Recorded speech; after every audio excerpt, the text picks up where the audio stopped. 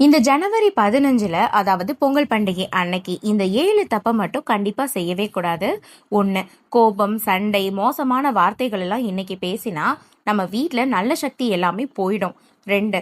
வீட்டை அழுக்காக விடக்கூடாது. இன்னைக்கு சுத்தம் செய்யலைன்னா லக்ஷ்மி தேவி வீட்டு வாசலோடையே போயிடுவாங்க. 3. பழைய கிழிஞ்ச துணி எல்லாமே போடக்கூடாது. இது புதிய நாளோட ஆரம்பம். 4. உணவை வீணாக்க கூடாது. பொங்கல் அன்னம் தேவியின் ரூபம்னு சொல்லுவாங்க. 5. கெட்ட நினைவு மனதில் வைக்கக்கூடாது. அந்த விஷயமே வருடம் முழுக்க வளரும். 6. வாசல்ல யாராவது யாசகம் கேட்டு வரும்போது அவங்கள நம்ம விரட்டக்கூடாது. அது தெய்வமாக கூட இருக்கலாம். 7.